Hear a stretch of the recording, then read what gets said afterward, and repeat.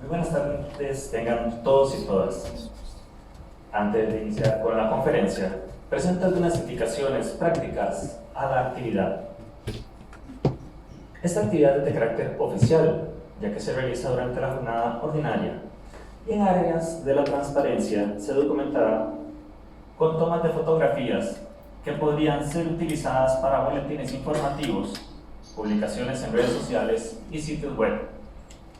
No obstante, si hubiere alguna objeción al material utilizado, por favor comunicarse a través del correo infopublica@dgsc.go.cr, el cual está disponible en nuestro sitio web. Esta actividad se desarrollará desde este momento hasta las 4 de la tarde aproximadamente. Favor poner en modo silencioso los celulares para esta actividad. En caso de sismo o cualquier otra emergencia, por favor tomar las recomendaciones del personal de brigadas de emergencia del Ministerio de Cultura, que estará debidamente identificado. Se recomienda también mantener la calma y seguir la señalización de la salida de emergencia. La Dirección General de Servicio Civil, en colaboración con el Instituto Centroamericano de Administración Pública, ICAP, y el Centro Latinoamericano de Administración para el Desarrollo, CLAD, les da la más cordial bienvenida a la conferencia Innovación en la Función Pública. La conferencia presentará un abordaje distinto de la innovación, más allá del uso de la tecnología, para facilitar con ello la tarea realizada por las y los funcionarios públicos, añadiendo valor agregado a su trabajo. En un mundo actual, caracterizado por la cuarta revolución industrial y el auge de la inteligencia artificial, los efectos de las acciones individuales se conocen en tiempo real y ello obliga a atender los resultados de las políticas públicas, transformando profundamente los métodos de actuación, atendiendo a las demandas ciudadanas y rediseñando los objetivos de la acción pública. Saludamos en la mesa principal a la señora Silvi Durán Salvatierra, ministra de Cultura y Juventud, señor Alfredo Hasbun Camacho, director general de Servicio Civil, señor Alexander López Ramírez, director del Instituto Centroamericano de Administración Pública, ICAP, señor Francisco Javier Velázquez López, secretario general del CLAD. A continuación, escucharemos las palabras del señor Alfredo Hasbun Camacho, director general de Servicio Civil.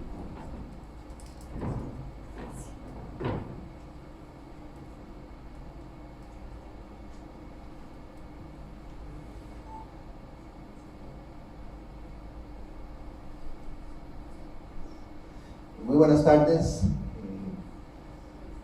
don Alex, don Francisco y doña Silvi, ministra de Cultura y Juventud.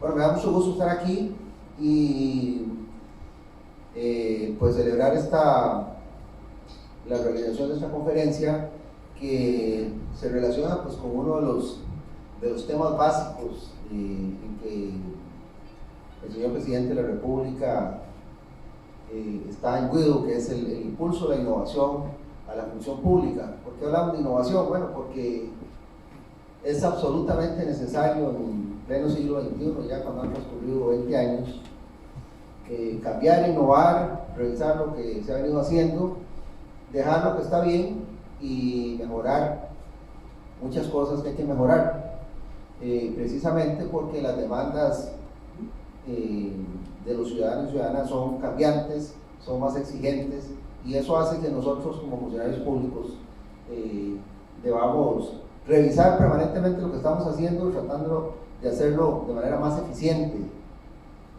porque como todos sabemos tampoco los recursos abundan y eso hace que debamos hacer las cosas de la mejor manera posible. En ese sentido, agradecemos mucho el apoyo del CLAD, Centro Latinoamericano de Administración para el Desarrollo, y particularmente de don Francisco, su secretario general, así como del Instituto Centroamericano de Administración Pública, la persona de su director, don Alex, don Alexander, que constantemente pues dan el apoyo a las instituciones del sector público particularmente las que estamos relacionadas con el tema del empleo público, y son quienes dan el soporte para muchas actividades y muchas de las revisiones necesarias que deben hacerse en esto, precisamente para lo que hablaba al inicio. Así que les agradezco mucho por todo este apoyo, y muchas gracias, por supuesto, a doña Silví, que nos recibe en su casa, en este centro de cultura tan precioso que tenemos en nuestro país, y estoy seguro pues que va a ser de mucho provecho para ustedes. Muchas gracias.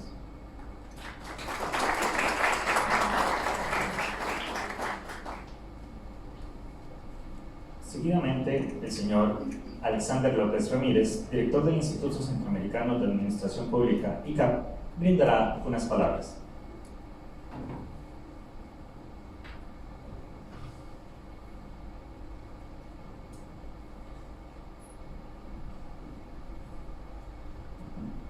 Muy buenas tardes, tengan todos y todas, en especial un caluroso saludo a los amigos y compañeros y compañeras de trabajo.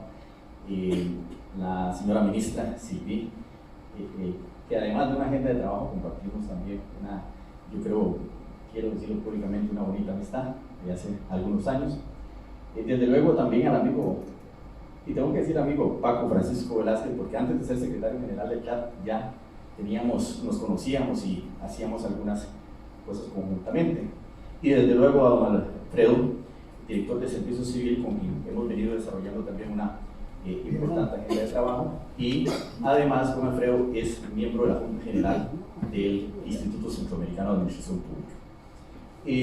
Rápidamente, para los que no están familiarizados con la institución, nosotros somos un organismo internacional de carácter regional que básicamente concentramos los esfuerzos en dos grandes áreas. En primer lugar, en los procesos de formación y capacitación de los funcionarios públicos a través de procesos de enseñanza formal.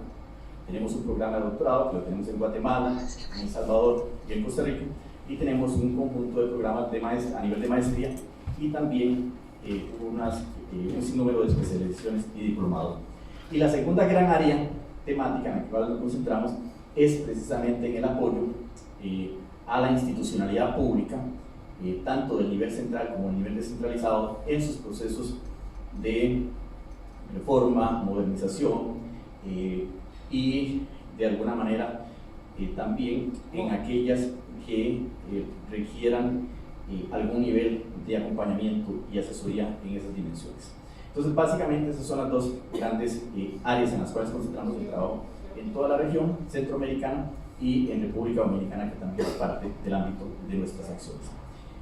Muy complacido de tener a don Francisco Velázquez, porque es una voz sin ninguna duda de referencia en la comunidad iberoamericana, en los diversos temas que de alguna manera tenemos que acometer todos estos días, siendo el de innovación uno de los más importantes. Como de alguna manera digo también muy a menudo, tenemos ya varios años de andar con esto, que es prácticamente la oficina con la cual cargamos todo el tiempo, y esto solamente este elemento ha tenido un impacto directo en la forma como se hacen las cosas desde hace algunos años. Y esto definitivamente nos remite al tema de la innovación, porque es una forma, desde luego, de hacer las cosas distintas en virtud de una serie de procesos que uno lo puede enmarcar dentro de la lógica de la economía 4.0, ¿verdad? Y que tiene que ver, desde luego, con la revolución, no solamente en el mundo de la tecnología, sino en el mundo de cómo se comunica esa tecnología, es decir, el mundo de la información, en la transmisión de datos acompañados de ese mundo de la información. En consecuencia, esto plantea una serie de desafíos para la administración pública y en general para el empleo público. Claramente, difícilmente uno puede pensar en un funcionario público en el esquema tradicional de que era la aspiración entrar a una institución, tener una carrera ascendente en esa institución y retirarse en esa institución. Yo creo que eso ya no va a existir. Definitivamente hay que pensar en esos otros esquemas. Igualmente, a nosotros que estamos en el campo de la formación, difícilmente pensar en formaciones especializadas. Eso ya al estilo de Ortega y Gasset, prácticamente cuando hablaba del estúpido especializado, eso no va a existir más, o si existe, será para personas que no tienen el desarrollo de las competencias para sobrevivir en un mercado que claramente demanda una integración de competencias, una integración de saberes, y cada día un proceso más acelerado de aprender, desaprender y reaprender. Y si no estamos claros en eso, difícilmente se pueda sobrevivir en un medio que tiene una serie de macro tendencias globales que impactan directamente en la forma como hacemos las cosas y que consecuentemente nuestra capacidad de sobrevivencia en este entorno internacional está determinado por la capacidad de adaptación que tengamos frente a ese entorno. Y ahí está el secreto de la innovación, de alguna manera. ¿Cuáles capacidades de adaptación tenemos como institucionalidad pública y qué consecuentemente tenemos que hacer? De alguna manera esto no es nuevo. Hace muchos años Darwin lo dijo, que no eran las especies más fuertes ni las más inteligentes las que iban a sobrevivir, sino las que tenían mayor capacidad de adaptación. Pero en el mundo de hoy esto cobra una dimensión distinta y aún muchísimo más fuerte. Y consecuentemente este tema de la innovación, que es permanente, incluso vean ustedes en las grandes empresas, Amazon, por ejemplo, hoy día hace negocios totalmente distintos a los cuales nació. ¿Por qué? Porque su capacidad de sobrevivencia en medio está vinculada a esa posibilidad de reestructurarse continuamente. Y así son todas las organizaciones sociales, sean estas de carácter público o sean estas de carácter privado. Bueno, yo lo dejaría ahí porque así que le toca la conferencia. No, entonces, finalizo agradeciéndoles la gentileza de acompañarnos en este espacio, de tomar un poco de su tiempo en horas laborales para acompañarnos y decirles que la institución está al servicio de todos y todas. Así que muchas gracias y quiero finalizar con un pequeño video que es de un minuto algo, no más de 2 minutos, de la institución para aquellos que, repito, no están familiarizados con la misma, puedan conocernos un poquito más. Pero desde luego hay muchos canales bajo los cuales podemos conocernos mutuamente. Muchísimas gracias y de verdad, bienvenidos.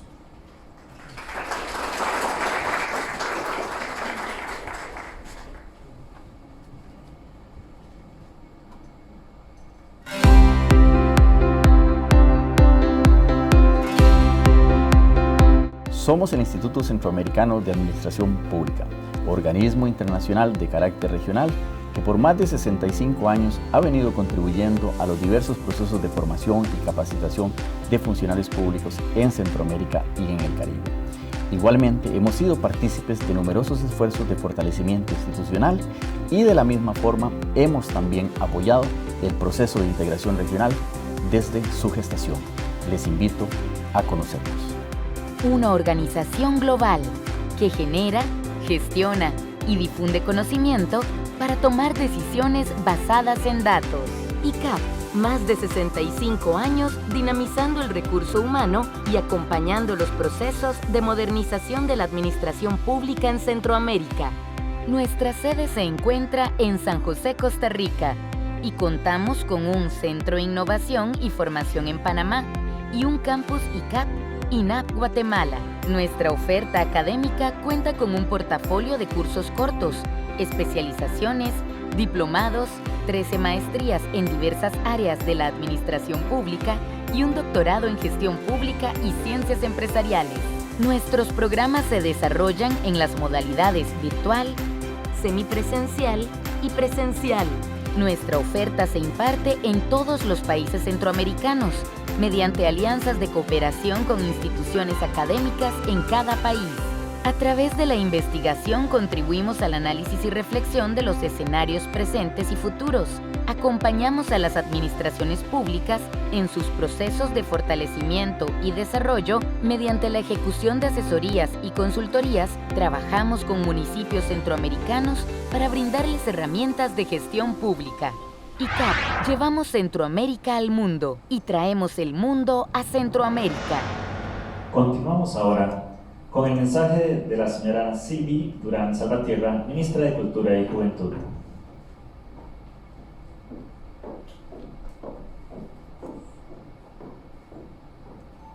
Tengan muy buenas tardes y sean muy bienvenidos y bienvenidas a esta. No es mi casa, es su casa y es el espacio más bonito de toda la administración. De manera que nos da mucho placer compartirlo, como lo compartimos con el público que viene al teatro, al museo, a nuestras actividades en el anfiteatro. Este espacio es para ustedes y creo que a veces inspira y que eso es importante cuando nos juntamos a proponernos mejoras en el trabajo. Quiero saludar con mucho afecto, efectivamente, a don Alexander, a don Alfredo y a don Francisco. que esta es su casa también, para cuando entonces quiera venir. A don Hernán aprovecho que hemos sido colegas aquí en algunos de los espacios con distintos temas. Yo quería compartir con ustedes que nuestro sector, el sector de cultura y artístico, es muy joven. Y entre las cosas que nos faltan por ese exceso de juventud es, por además la naturaleza del sector, es justo más formalidad en la gestión.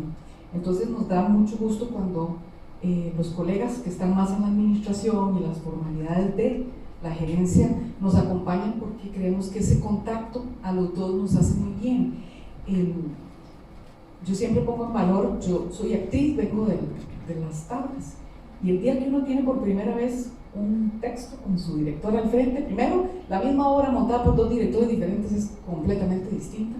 Si usted tenía un compañero y se le quebró la pierna y tiene que cambiarlo la próxima semana, las escenas empiezan a cambiar, pero uno las resuelve.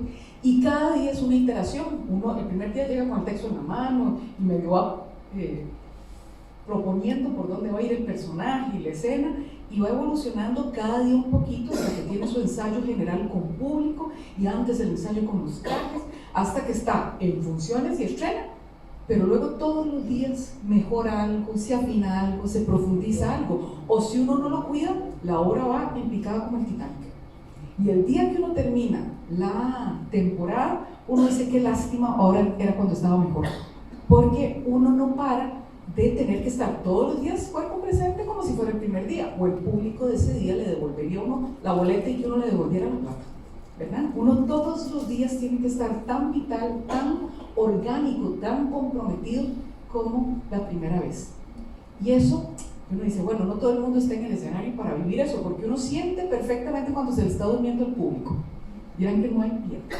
Uno sabe, de pronto los compañeros anteriores de la escena hicieron mal la escena, y uno siente que tiene que levantar como con remolque otra vez la energía y la voluntad del público.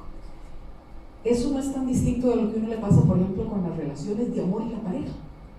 Si uno no la cuida y le pone cariñito cada año, cada vez que se encuentra con alguna galantería, pues de ahí también la rutina se instala lo que ya conocemos. Y en cambio, qué bonito tener una familia, una pareja, amistades, un trabajo que a uno todos los días le despierta la ilusión, el compromiso, las ganas de cuidar. Y yo creo que la innovación está en el teatro desde la Edad Media, porque un artista en el escenario siempre tiene que crear y recrear, y está en todas las actividades si uno le pone esa pizca de corazón, de compromiso, de escucha a los otros para estar todos bien. Yo creo que tenemos mucho que intercambiar, que aprender de todavía lo que nos falta de gestión, de gerencia formal, la gente de artes, pero también nosotros, de traer algo que siempre está en los quehaceres del arte, y es ponerle un poquito de la sazón que uno como individuo le pone a las cosas, ponerle el cariño, ponerle la vitalidad, y hacer de cada vez que nos encontramos un momento realmente especial. De manera que espero que tengan esta jornada con don Francisco, que sea muy provechosa, y que se lleven esa inquietud, quieran su trabajo, quieran a su cliente, quieran a nuestro conciudadano con el mismo cuidado que uno quisiera que le cuiden a su familia. Cuando hacemos el Festival de las Artes, por ejemplo, a los propios compañeros les decimos, cuando la administración se pone muy pesada, porque es una tarea muy dura, con muchos contratos, todo muy rápido, les recordamos eso, que son sus familias las que van a disfrutar de todos los momentos hermosos del festival. Cuando fuimos al sur en el 2016, recuerdo a los colegas de aquí que vienen de allá, y cómo les escribían por el WhatsApp con ilusión que ahí venía el Festival Nacional de las Artes, porque sentían que estaban siendo atendidos con algo que produce tanto placer. Cada una de nuestras experiencias con un usuario es una oportunidad de sentir que este estado nuestro, que le ha costado tanto a tantas generaciones, noble como es, a pesar de las cosas que tiene que hacer para arreglarse y mejorar, es realmente una construcción de un valor enorme, y no podemos dejar que con nuestros a veces malestares del día a día dejemos que se deteriore y se anquilose. Al contrario, puede ser que tengamos un día chocho, pero sí tenemos que ponerle todos los años un poco más de cariño.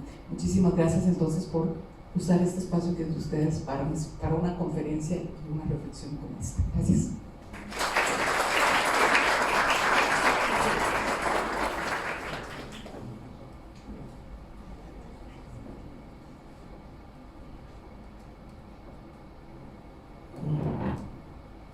Despedimos a doña Silvi, a don Alfredo y a don Alexander de la mesa principal, no sin antes agradecer su intervención el día de hoy y les invitamos a formar parte del auditorio.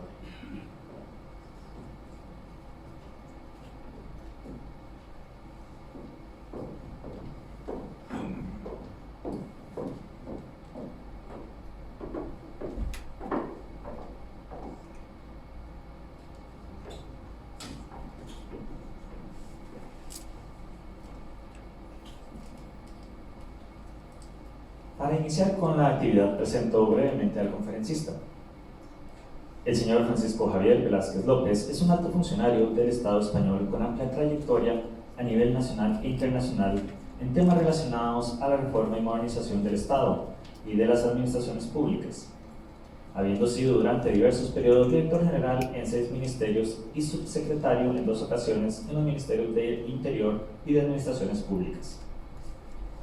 En su condición de secretario general para la Administración Pública de España, ejerció la presidencia del CLAD durante el periodo 2004 al 2006, pero además ha estado permanentemente vinculado en los programas de la Escuela Iberoamericana de Administración y Políticas Públicas, de los congresos internacionales del CLAD y del programa de reuniones internacionales en donde ha participado en publicaciones periódicas del organismo. Desde el día 16 de enero del 2018, afianza su compromiso por la mejora y fortalecimiento de las administraciones públicas mediante la Secretaría General, máximo organismo regional especializado en el área. Cedo la palabra al conferencista.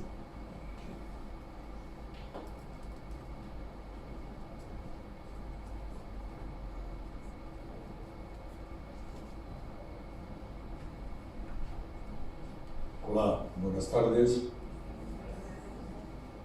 Si consigo que no me deslumbre la luz, podría ver de alguna manera el número de personas que asisten a esta interesantísima conferencia que voy a dar, pero les agradecería que se vinieran un poquito más hacia adelante, los que lo deseen.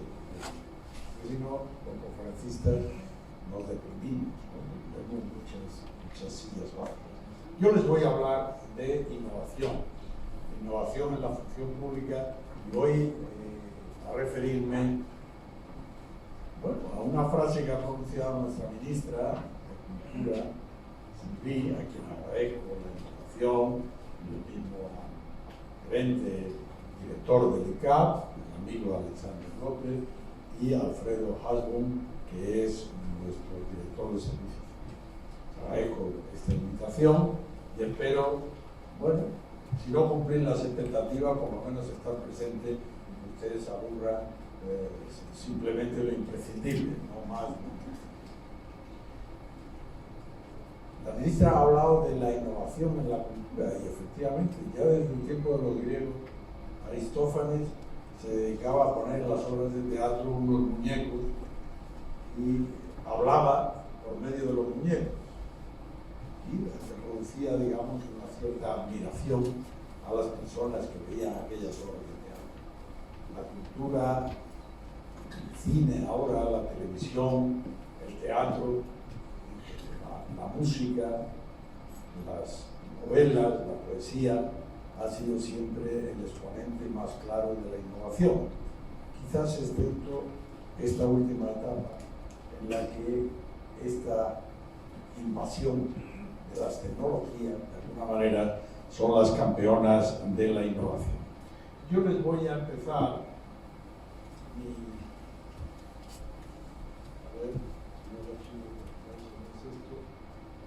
innovando, no sé si tengo que innovar allí.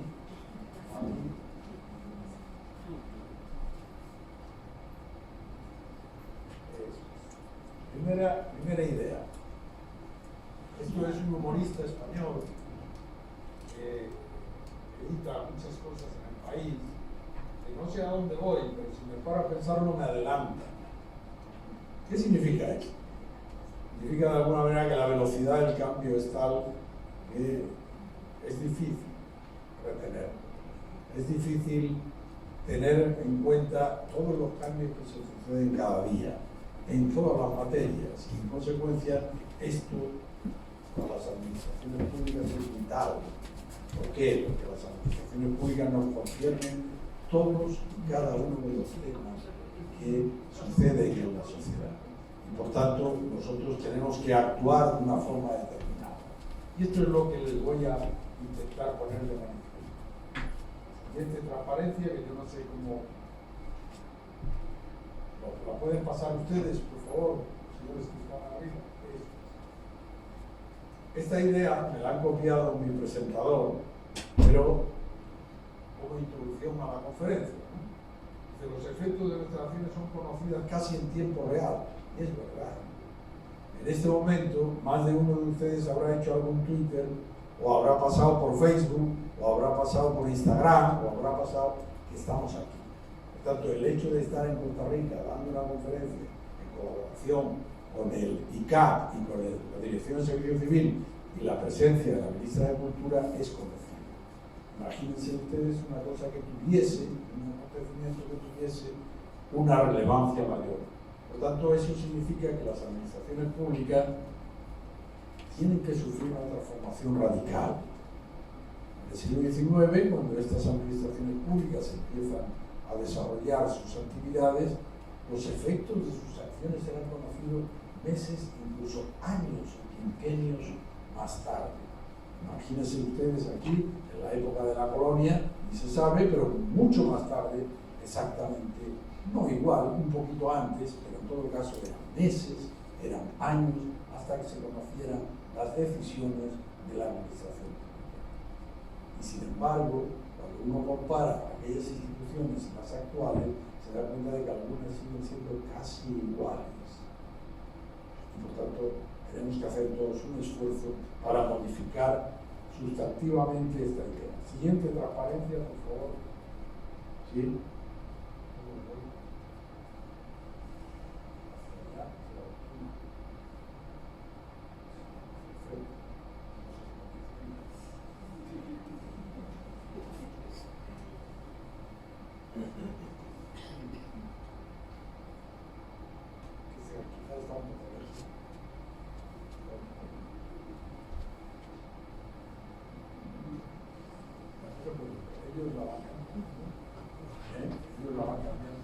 Ustedes pueden cambiarlo, perfecto. Cuando yo no levante la mano, ustedes cambian. Bueno, y entonces, ¿qué va a suceder? Pues algo que es ya una realidad, lo ha dicho el compañero Alexander López, y es la inteligencia artificial. Esta es una realidad en nuestra vida diaria.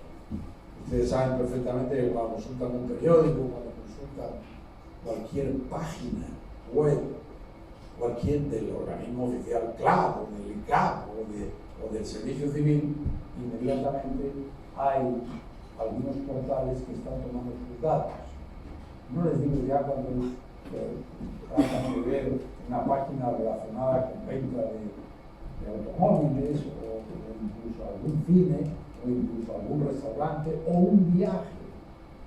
¿Cuántos de nosotros nos hemos encontrado en un momento determinado que decimos, hombre, me gustaría ir a Vietnam? Voy a ver lo que hay de Vietnam aquí en la página correspondiente. Y 10 minutos después empezamos a recibir ofertas de lo que tú has pedido, pero que en tu páginas correspondientes de las que consultan empieza a haber unos anuncios relacionados. Esta es la manifestación más burda de lo que es la inteligencia artificial. Significa que nuestros datos están en la red y significa que alguien puede utilizar nuestros datos, y de hecho los utiliza. Y eso es una de las manifestaciones de la inteligencia artificial. La administración pública tiene que utilizar también los algoritmos, tiene que utilizar también la inteligencia artificial, tiene que utilizar todos estos medios que nos da la técnica para hacer un proceso de formación de la voluntad de los ciudadanos mucho más clara, mucho más asequible y mucho más satisfactoria. Por eso, la inteligencia artificial debe ser vista, por una parte, como un problema, por otra parte, como una solución. De esto les voy a hablar. Siguiente, por favor. Fíjense, recuerden esto. Lo dice un miembro del Consejo Científico del CLAP, que es Luis Aguilar, Lo dicen también dos autores que han estado de moda en los últimos 8 o 10 años, que son Asimov y Robinson, los norteamericanos, que vienen a señalar que el éxito o el fracaso de los países está relacionado con la calidad de sus instituciones públicas. Y eso es cierto. Por ejemplo, el profesor Aguilar nos habla muchas veces que uno de los grandes males que tenemos en este continente, en toda Iberoamérica en general, está relacionado con que muchas veces tenemos instituciones formales y discursivas, dice él. Es decir, que son instituciones que se forman tras un discurso del responsable político, pero nunca más se le dan medios, nunca más se modifica la normativa, nunca más sirven para gran cosa. Pero eso sí, las instituciones existen y lamentablemente muchas veces perviven aunque no tengan función clara. Y esto es uno de los males de nuestras administraciones y de nuestras instituciones. Siguiente, por favor. Bueno, la robótica en las administraciones públicas va a constituir algunos problemas, pero además va a sustituir, y eso se lo lanzo directamente para producirles una cierta preocupación, va a sustituir la parte más burocrática de la administración pública, porque incluso podría suponer el 90% de las tareas y aportar ahorros importantes. Claro, y esto empieza uno a pensar y a decir, bueno, si los robots pueden sustituir a los humanos y encima van a salir más baratos, eso va a significar que buena parte, una parte, mayor o menor, de la administración pública va a tener que o dedicar a sus actividades a otro tipo de actuaciones o pura y simplemente parte del empleo público de la administración pública va a desaparecer. De esto vamos a hablar. Siguiente. ¿Cuál será la burocracia del futuro? Dicen los autores. Será una combinación compleja entre personas, normativas y algoritmos. Hemos puesto un ejemplo burdo de lo que eran los pequeños algoritmos en una información que nosotros pedimos, solicitamos casi cada día. Pero es que estos algoritmos pueden hacernos muchas más cosas. Nos están haciendo muchas más cosas. Y en consecuencia, fíjense que en Inglaterra hace un par de años ya despidieron a un robot por funcionamiento anormal. Fíjense, despedir a un robot. Estaba cumpliendo unas determinadas funciones. Y esas funciones en un momento determinado no las cumplió bien. Fuera. ¿Qué es lo que significa eso? Significa que muchas de estas funciones las van a poder hacer máquinas, porque los algoritmos son algo sumamente complicado que pueden, por ejemplo, cuando nosotros estamos solicitando de cualquier ciudadano una serie de trámites, de datos, y en función de esos datos, en función de lo que tenga certificado, a continuación se le concede o no, por ejemplo, una determinada subvención, una determinada prestación. En teoría, el planteamiento del trámite es un planteamiento automático. Es decir, si tiene derecho se le concede, si no tiene derecho no se le concede. Por tanto, si en una máquina la programamos bien, es decir, si hacemos un buen algoritmo, esto lo podrá hacer. Y además probablemente lo hará, como veremos más tarde, lo hará sin que esté sometido a influencia de carácter político, sin que esté sometido a influencia de carácter nepótico o personal, sin que esté sometido a ningún tipo de influencia, ni siquiera de los jefes correspondientes, que le digan, no, concede esto por aquí o concede esto por allá. Significa esto que técnicamente lo pueden hacer y que muy probablemente se empiece a hacer, de hecho algunos países lo están haciendo ya con trámites determinados. Seguimos. Y por eso, cuando decimos la digitalización de los expedientes, estamos diciendo que de alguna manera la discrecionalidad puede desaparecerá, y eso es bueno. Es bueno incluso para los propios funcionarios que así no tienen que estar sometidos a una presión que en determinados momentos, como ustedes saben, ocurre. Los documentos no se podrían enmendar informalmente. El expediente de abajo no lo puedo poner arriba, porque tiene un número. Y eso tendrá que ser automático. Y solo se podría subsanar de manera oficial y transparente. Mientras que ahora, a veces, esas presiones existen.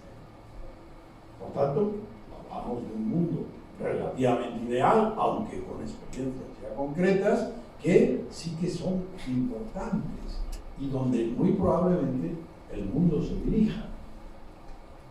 Siguiente, por favor. Y aquí empieza ya la preocupación. La inteligencia artificial y la robótica amenazan con dejar sin empleo a grandes contingentes de trabajadores en todo el mundo. Esto lo dice la OCDE, por ejemplo. El 9% de los empleos de los países miembros corren un alto riesgo de ser automatizados y un 25% verán radicalmente transformadas sus tareas. No estamos hablando de ciencia ficción, no estamos hablando de que a este señor que ha venido aquí en representación del CLAD, secretario general del CLAD, se le ha ocurrido algo. No.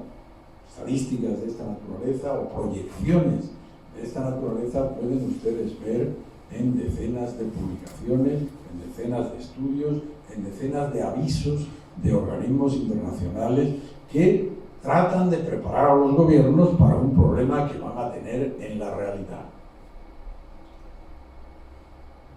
¿Qué va a ocurrir con el coste de personal? Bueno, pues va a ocurrir lo que siempre ha ocurrido tras cualquier tipo de revolución industrial. Estamos hablando de la cuarta, pero la tercera, la segunda, etcétera. Lo que ha sucedido siempre al principio es que había más coste, ahora habrá más coste, aumentará el gasto, porque habrá que comprar entre nuevas máquinas, desarrollar aplicaciones, desarrollar nuevos métodos de trabajo, cambiar los procedimientos incluso, y a partir de ahí luego disminuirá. Dice en la OCDE, por ejemplo, el personal es el 23% del gasto público de los países de la OCDE, pero es que en América Latina es casi el 30%. O sea, estamos hablando de un número alto de personas que pueden tener, digamos, cambios y cambios radicales en el ámbito de sus puestos de trabajo. Bueno, ¿qué tiene que hacer la administración pública en una situación como esta? Tenemos que deprimirnos, tenemos que ir al cine, tenemos que ir a echarnos las manos a la cabeza como he visto a algunos de los presentes, tenemos que llorar o tenemos que, de alguna manera, liderar la innovación. Es lo que estamos intentando transmitirles a ustedes. Como recordarán todos ustedes, porque lo habrán estudiado en las universidades correspondientes, cuando llegó la revolución industrial clásica del siglo XVIII y XIX, pues lo que había era luchas de los trabajadores agrarios, por ejemplo, contra las máquinas, ¿no? Y era la lucha contra el maquinismo. Se quemaban las máquinas, porque las máquinas quitaban puestos de trabajo. No parece que ahora que vemos ordenadores, porque daría igual. Entran por un sitio, entran por otro, ni siquiera los ordenadores están aquí en Costa Rica, están en otro sitio. Tenemos internet y eso supone que pueden venir desde todos los lugares del planeta. En consecuencia, ¿qué tiene que hacer la administración pública? Liderar la innovación. Vamos a ver algunas ideas para el liderazgo de esta innovación. ¿Qué es una administración innovadora? Una administración que lidera. Pues es una que cuenta con funcionarios profesionales. Cuidado, una administración innovadora no puede ser una administración que cambia radicalmente cada 4 años. Hay que ser respetuoso con los países en cuanto a sus métodos de selección, sus métodos de función pública. Pero desde luego no es un gran avance si cada 4 años me pongo otras personas distintas. Segundo, utiliza las tecnologías de la información, y no solo porque se compren 4 lactos o que se le dé a todo el mundo un celular, sino que las utiliza. Las utiliza para mejorar el funcionamiento de las administraciones. colabora con los ciudadanos y las empresas. ¿Por qué? Porque los ciudadanos y las empresas son los vehículos esenciales de la innovación. Esta es la realidad. No solo los que estamos aquí somos innovadores, podemos ser innovadores, pero tenemos que colaborar también con los de fuera que son capaces de transmitirnos nuevas innovaciones, incluso darnos cuenta de algunas que se celebran ya en determinadas empresas, en determinados países o en determinadas otras instituciones desconocidas para nosotros. Planifica y ejecuta las políticas públicas, se apropia de la creatividad existente en la sociedad. No la persigue. Yo recuerdo que cuando yo llegué a la administración pública española, poco después de la Guerra Civil Española, obviamente, el planteamiento era, bueno, no hagas eso, que eso es muy peligroso, que eso nos puede dar algún tipo de problema. Hay que hacer exactamente lo contrario. Es muy difícil equivocarse en las administraciones públicas. Es muy difícil, hay muchos controles. Y hay muchos órganos que informan sobre cualquier tipo de proyecto. Entonces, lo que hay que hacer es precisamente apropiarse de la creatividad. Cuando hay alguien, generalmente personas más jóvenes, que nos traen nuevas ideas, no hay que frenarlas, hay que hacer lo contrario. Hay que decir, ¿qué idea tan interesante? Vamos a ver cómo la ponemos en funcionamiento. Si somos capaces de hacer eso, ¿significa que todas las nuevas ideas van a ser buenas? No. Muchas serán falsas. Fake news, ¿no? Ahora, ¿no? Muchas de ellas no llegarán, pero algunas de ellas llegarán. Entonces no se trata de frenar, sino de alentar la creatividad. Y practicar la gobernanza democrática también, es decir, dejar que haya transparencia, que haya rendición de cuentas. Esto es una administración innovadora. Seguimos. Bueno, ¿qué ocurre con estas llamadas nuevas tecnologías, con estos algoritmos que también nos hacen ver que podemos tener vulnerabilidades? ¿Qué significa vulnerabilidades? Pues pérdidas de privacidad. De pronto todo el mundo sabe que yo me gustaría ir a Vietnam. ¿Por qué? Si yo era una sorpresa que le iba a dar a mi familia. Brechas de seguridad, ciberataques, robos de identidades digitales, filtraciones masivas de datos. Esto ocurre todos los días. Es más, cuando leemos los periódicos y las redes sociales nos damos cuenta de que esto es una realidad. Incluso en las elecciones de los Estados Unidos, o incluso en las elecciones de Rusia, o en las elecciones, últimamente dicen estas que han tenido que retrasar o modificar o anular en la República Dominicana. ¿Qué quiero decir con ello? Quiero decir que las máquinas no son invulnerables, son vulnerables. Y sobre todo somos nosotros vulnerables. Porque el conocimiento de todos estos datos va a dar como consecuencia que los demás van a saber cosas de nosotros que no tenemos. No tenemos interés alguno en que se sepa. Por tanto, la legislación también tiene que poner límites, determinados límites, al conocimiento general de algunas de estas cuestiones. Yo estuve en China, no se preocupen que no he estado en China últimamente. Estuve en China hace casi un año, entonces no había coronavirus, pero me sentí francamente incómodo porque cuando yo iba a entrar en una determinada sala, el aparatito este que yo llevaba aquí, con mi foto y tal, aparecía allí en una gran pantalla que iba a entrar el señor Velázquez. No tenía ningún interés, porque éramos muchos, ¿no? Iban pasando las caras de todo el mundo. La tecnología de reconocimiento facial que existe actualmente transgrede mi privacidad. ¿Por qué tiene que saber todo el mundo si yo he ido al cine, o si yo estoy por la calle, o si yo me estoy tomando una cerveza en un boulevard? Tenemos vulnerabilidades. Pero innovar para nosotros en las administraciones públicas es crear valor público. no solo es reducir costes, no solo es hacer las cosas más rápidamente, sino también innovar, hacerlas más cariñosamente, si se me permite la palabra, más cercanamente al ciudadano. Como decía Alexander, si somos capaces de llevarlas al celular, estas innovaciones, estamos creando amigos con los ciudadanos, porque es más fácil para ellos.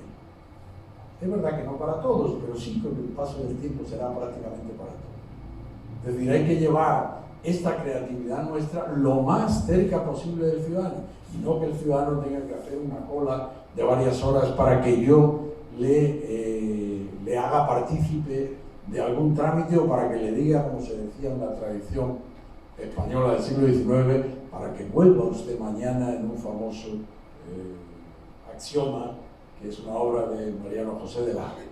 Seguimos. ¿Y qué podemos hacer? ¿Qué podemos hacer? Los premios a la innovación, por ejemplo. En el CLAD los vamos a fomentar. Y para que todos los países tengan estos premios, o al menos haya un premio a nivel de Iberoamérica, que podamos de alguna manera poner de manifiesto cómo hay buenas prácticas, cómo hay cosas que se hacen en determinados países que han triunfado y que pueden utilizarse en otros más. Esto es una fórmula suave, es una fórmula fácil, pero que se puede hacer en las administraciones públicas y se puede hacer incluso en cada una de las unidades administrativas, premiando como se pueda. Dice, no, es que el premio tiene que ser al menos de 10.000. No. La mayoría de las administraciones públicas no tienen recursos para asignar, pero sí tienen la posibilidad de sacar al equipo de 5 personas que lo han hecho muy bien aquí a este anfiteatro y recibir un aplauso por parte de todo el mundo. Muchas veces este tipo de premios es mucho más importante desde el punto de vista anímico que los premios en dinero. Por tanto, los premios a la innovación deben fomentarse. ¿A quién debe alcanzar la innovación? ¿Solo al ministro? ¿Solo a nuestra querida ministra que ha venido aquí a acompañarnos? No, tiene que acompañar a todo el mundo, a los jefes, a los directivos, a los servidores públicos, a los ciudadanos. ¿Por qué digo a los ciudadanos? Porque a veces inventamos un trámite digital, uno que es muy fácil, y resulta que los ciudadanos tampoco van a ese trámite. Tenemos que educar también a los ciudadanos, y para eso tenemos que hacer campaña. Y tenemos que demostrarles que son mejores esos sistemas, que no son complicados. Pero claro, si lo que hacemos es tomar un trámite que teníamos desde 1952 y lo trasladamos al ámbito digital, pues probablemente sea también enrevesado hacerlo digitalmente, incluso más, que hacerlo en papel. Cuando se digitaliza un trámite, lo primero que hay que preguntarse es si el trámite es necesario. Yo cuando era secretario general para la Administración Pública en España, me preguntaban sobre los trámites y siempre les provocaba y les decía, el mejor trámite es el que no existe. ¿Por qué? Pues porque nosotros también, los funcionarios, las personas, tenemos, digamos, una cierta manía, ¿no?, de meter, encasillar a lo mejor el procedimiento no lo tiene usted, no tiene que hacer ningún procedimiento para esto. A lo mejor. O si lo hace, hágalo lo más simple posible. Y desde luego, no le pida a la gente datos que tiene el Estado, ¿eh? Y dice, entonces, ¿qué le pido? Porque el Estado los tiene todos. Luego, entonces, el problema es del interior de la administración, no es de los ciudadanos. No, pero es que un dato está en el Ministerio de Educación y otro dato está en el Ministerio de Industria. Ponga usted de acuerdo al Ministerio de Educación y al Ministerio de Industria, pero no maree al ciudadano. Bueno, las empresas también tienen que aprender. En muchos países, espero que también hayan hecho ustedes adelantos en esta materia, que no conozco, en Costa Rica, en muchos países, el sistema de contratación con la administración pública es todo ya absolutamente digital.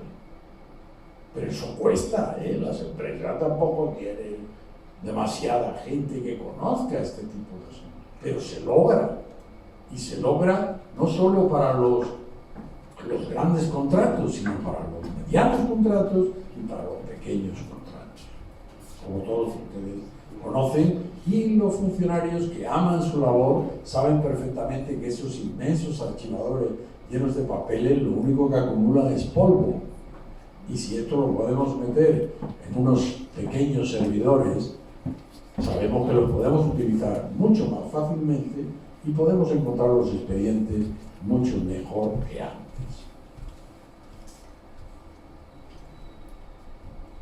También hay otros sistemas que son los sistemas de participación. Esos nos dan pie a la creatividad, pero cuidado con los sistemas de participación.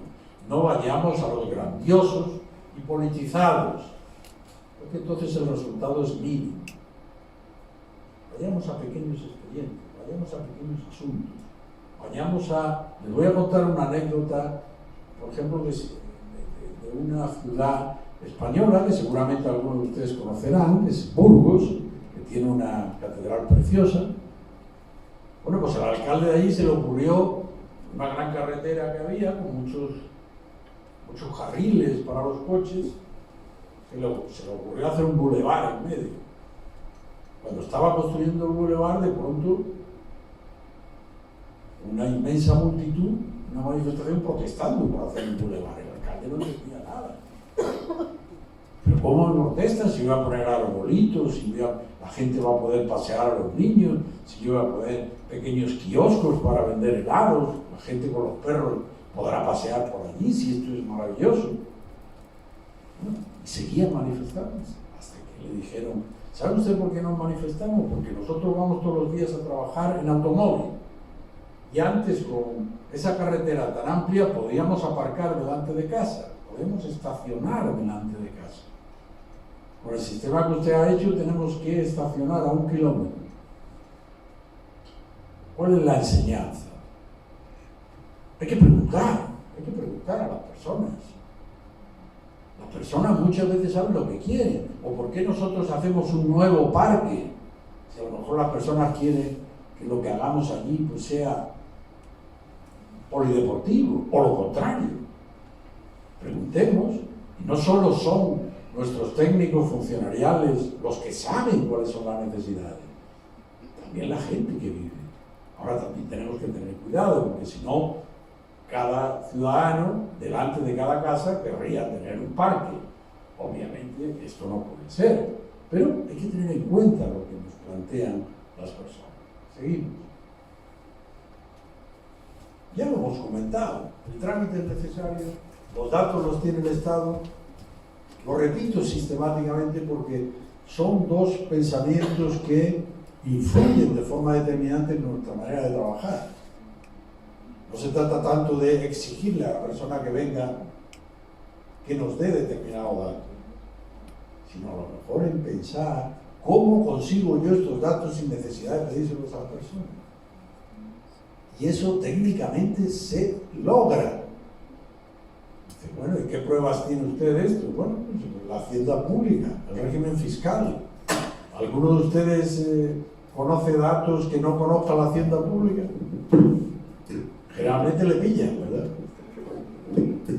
A veces algunos se escapan, sí, pero difícil. Por tanto, si somos capaces de hacerlo desde el punto de vista fiscal, probablemente también lo podamos hacer desde cualquier otro punto de vista, y de hecho lo hacemos cuando se invierte lo adecuado, cuando se forma a las personas, cuando se tiene la tecnología suficiente, y esto ya es una realidad, y por tanto lo podemos hacer realidad.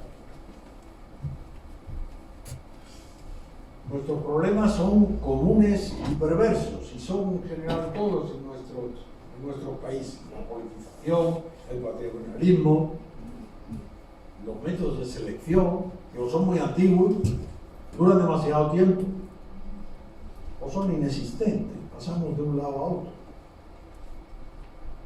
O el abandono de las políticas públicas por los cambios presidenciales. Esto es un mal de este continente, absolutamente. ¿Cuántas obras públicas hemos visto a la mitad? Y obras públicas faraónicas. bueno, pero solo en los sistemas presidenciales. No, también en los parlamentarios. Yo les puedo enseñar en España y en Portugal bastante de ese estilo. Aeropuertos, por ejemplo, sin avión. Pero hay un mal que muchas veces tiene mucho que ver con este continente y en general con Iberoamérica. Y algo que no debe ser olvidado, que ya lo decía Maquiavelo, que se abandonan los proyectos con tanta prontitud como se adoptan. Cuidado, pensemos en la nueva moda que vamos a hacer funcionar y luego hagamos la realidad, pero no nos encandilemos con, como decíamos antes, con las instituciones discursivas. Invento algo y muy bien, ya está todo inventado y ahora me voy. No, si inventamos algo será para que obtenga resultados. Decía Octavio Paz que hay que tener sagacidad para ver más allá de lo que se ve. Y esto es un poco lo que estamos haciendo con la creatividad, con la innovación, con la cuarta revolución industrial, con los algoritmos, con la situación existente. Hay que ser sagaces. Y eso se lo podemos pedir a los funcionarios porque inteligencia e información existe. Y en consecuencia tenemos que hacer todos un esfuerzo para que este tipo de cosas nos haga ser más sagaces y por tanto solucionar mejor los problemas de los ciudadanos. Adelante. Un defensor de la ilustración, que es Steven Pinker, señor que está en Harvard, dice que el progreso, cuidado, nos puede dar también dificultades, porque no puede ser monótono, porque las soluciones a los problemas crean nuevos problemas, pero el progreso continuará. Y lo dice porque con frecuencia hay también planteamientos que hablan de que hemos dejado de progresar. No hemos dejado de progresar, ni vamos a dejar de progresar nunca. Vamos a continuar progresando, vamos a continuar inventando cosas, fuera de la administración y dentro de la administración. Y por eso nosotros tenemos que estar preparados con este planteamiento. El planteamiento del progreso, cómo está el mundo entero, al menos desde el siglo XVIII, con la ilustración. Por eso este señor, y yo comparto con él la idea, defiende el progreso, defiende la ilustración. Y si leéis algunos de los otros filósofos también existentes, os daréis cuenta que algunos vienen a decir que estos mundos de ahora son más crueles y son peores que los anteriores. No, son mejores. Y esta es la verdad, son mejores, a pesar de que existe desigualdad, a pesar de que existe pobreza, a pesar de que existe y sigue existiendo injusticia. Adelante. La inteligencia artificial, cuidado que, como dice Castells, que es un señor conocedor de todas estas cuestiones desde hace muchos años y que recientemente, con una edad ya razonablemente alta, ha sido nombrado ministro en España, dice, cuidado que toda esta innovación, sobre todo en rapidez, se refiere más que nada ya a las propias máquinas. Las máquinas necesitan más rapidez, pero no nosotros. Probablemente nosotros no necesitemos tanta rapidez, pero las máquinas que en teoría nos ofrecen soluciones necesitan cada vez más rapidez. ¿Y eso qué significa? Pues esto significa que estábamos en el 3G, pasamos al 4G, está ya instalándose el 5G y ya se está investigando para que sea muy rápido, tan rápido que muy probablemente sea más rápido que nosotros mismos. Estas son realidades. Y estas realidades, que muchas veces vemos en películas de ciencia ficción, ya muchas veces son la realidad del continuo atardecer de cada uno de nosotros en cada día. Adelante, por favor, ya estoy terminando. Dice, ¿cómo innovar? Pues hay una profesora también que señalaba, dice, empieza por algo pequeño.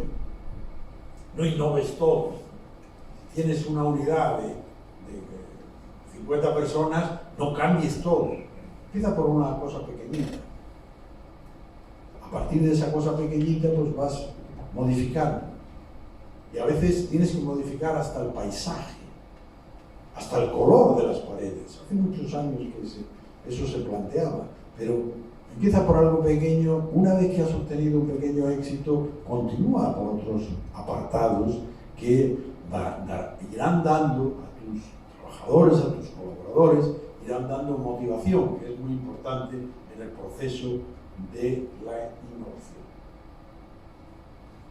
Cuidado que a veces pensamos que incluso hay quien plantea que nuestro gasto público en personal es muy alto comparado con el gasto público, pero probablemente no es alto en relación con el gasto público general. El gasto público general, por ejemplo, en los países, al 31% del PIB promedio en América Latina y el 41%, más del 41% de los países del norte de Europa, llega a ser a veces hasta el 60%. Y siempre decimos, hay que ver lo bien que viven los noruegos y los suecos. ¿Te ha preguntado cuánto pagan de impuestos los noruegos y los suecos? ¿Y cuál es su gasto público? Y nadie se escapa, y no hay economía sumergida, negra, o como le llaman ustedes, ¿no? La economía no formal, ¿no? Informal. El gasto público, sin embargo, ha aumentado en los últimos años. Bueno, hasta el 14, luego vino esta crisis, este proceso en el que estamos, y no está tan claro que haya aumentado. Todavía no tenemos los datos, pero no está tan claro. Pero uno de los factores de desarrollo es el gasto público.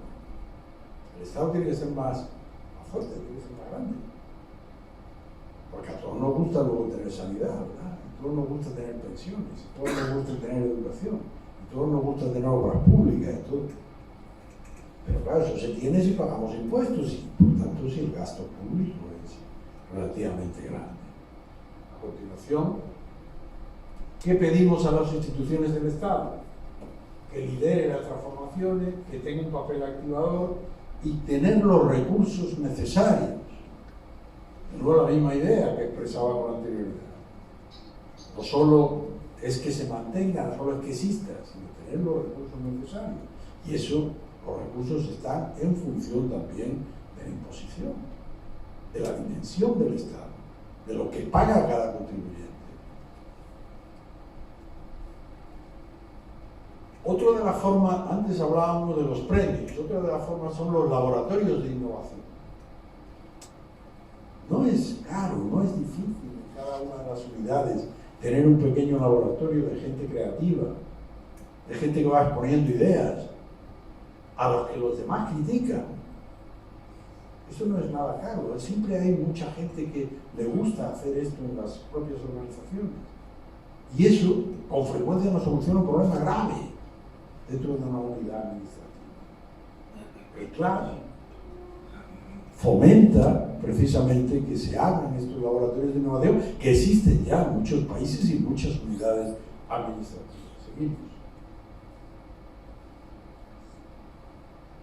La innovación tiene un cierto freno en la administración pública.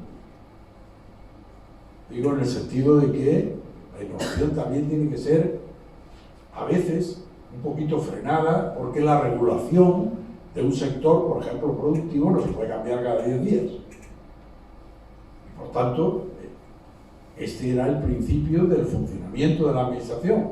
Pero claro, lo que no significa es que el procedimiento relacionado con un sector determinado no se modifique nunca.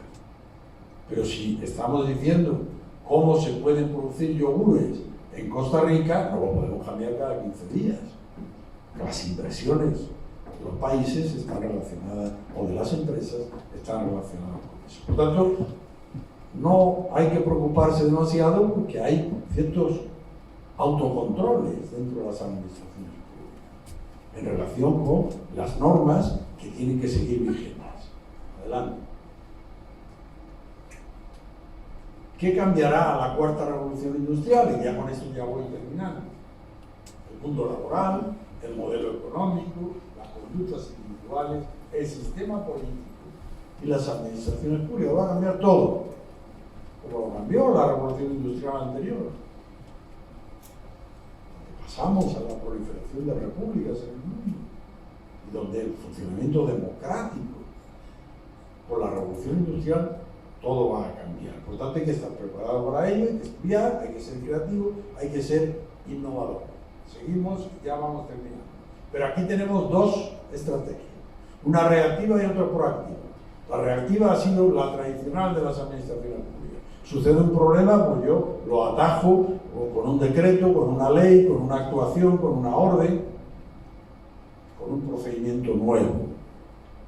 ¿Qué es lo que estamos diciendo? Hay que ser más proactivo, hay que casi adelantarse, y sin el casi, hay que adelantarse a la situación. Eso es ser proactivo. Es como lo que se llama ahora el pensamiento disruptivo. Efectivamente lo que hay que hacer, adelantarse.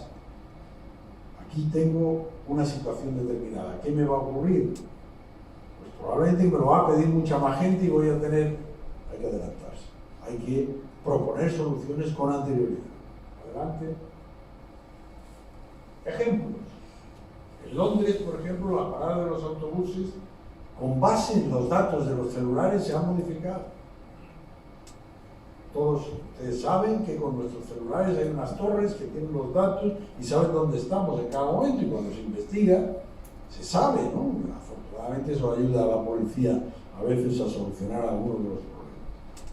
Pero la utilización conjunta de todos estos celulares, a lo mejor se da cuenta, como ha pasado en Londres, de que las personas tenían que ir recorriendo hasta que se paraban en un determinado momento para ir a trabajar, y a lo mejor era mejor hacerlo 500 metros antes, donde el número de personas que tenía que andar más tiempos era más pequeño. Y es lo que han hecho, y por eso modificaron la parada de los autobuses. Este es un ejemplo muy gráfico que todos entendemos, pero, por ejemplo, en Estados Unidos, los programas de inteligencia analizan en base a Big Data de enfermos y recomiendan el mejor tratamiento. ¿Recuerdan ustedes quién era el médico que decíamos que tenía un buen ojo clínico? Porque ya tenía mucha experiencia, había visto muchos enfermos. Bueno, si metemos todos los datos de los enfermos, la máquina tiene más ojo clínico, porque los tiene todos. Dice, no es que haya visto a 100 enfermos, ni a 1000, es que tiene a lo mejor 15 millones. ¿Significa eso que el médico entonces desaparece? No, probablemente no. Pero ya tiene un dato importante para establecer el diagnóstico definitivo. En Portugal, el llamado desafío de procedimiento, en Portugal han autorizado a los organismos públicos que tenían trámites que eran demasiado tediosos, demasiado largos, con demasiado colas de personas, a que los modificaran con autorización del Consejo de Ministros. Y si en un plazo determinado de 3-6 meses aquello funcionaba, la modificación, entonces iban a la modificación legal. ¿Qué hacemos en los demás países? Exactamente lo contrario. Cuando nos parece que tal esto no funciona, como esto está en función de la ley, no sé qué, tenemos que ir a modificar la ley. ¿Cuántos años tarda en modificar la ley? Resultado, probablemente ha cambiado la legislatura y han cambiado los responsables, por tanto no modificó el trámite. Hay que darle la vuelta a algunas de estas cuestiones. Por ejemplo, en Argentina también se han digitalizado masivamente los procedimientos. No sé si se han reestudiado, hacer la reingeniería de procesos en la medida que se pueda, pero al menos ya están digitalizados. Y eso elimina muchas cosas, muchos problemas. Seguimos, por favor. Bueno, ¿qué tipo de tareas van a utilizar estos robots? Las más burocráticas, pero también, por ejemplo, la elaboración de informes, los controles financieros, las auditorías, los trámites repetitivos, pero también puestos reservados a licenciados universitarios. No nos creamos que, no, bueno, esto es para los auxiliares, para los que escribían, para los... No. Las modificaciones van a ser de todo tipo y por tanto Hay que pensar en soluciones de todo tipo, incluyendo soluciones de carácter laboral, de número de horas de trabajo, etc.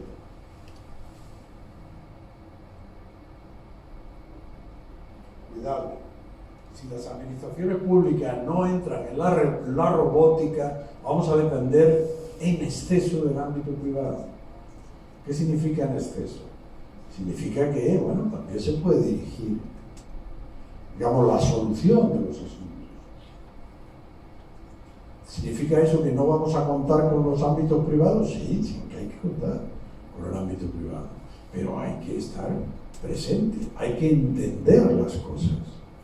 Entonces las administraciones públicas tienen que conocer internamente los algoritmos, no comprar el algoritmo y utilizarlo, porque entonces, obviamente, la empresa privada lo que querrá legítimamente es que sean siempre necesarios. Por tanto, las administraciones públicas también tienen que entender. No significa eso que vayan a tener que fabricar los celulares, pero sí el funcionamiento. Adelante, por favor. En el empleo, probablemente pueden desaparecer el 30% de los actuales puestos de trabajo. En todas las revoluciones que ha habido en la historia, luego ha habido otros puestos. Esperemos que así sea. Pero para eso tenemos que tener una actitud proactiva, no reactiva.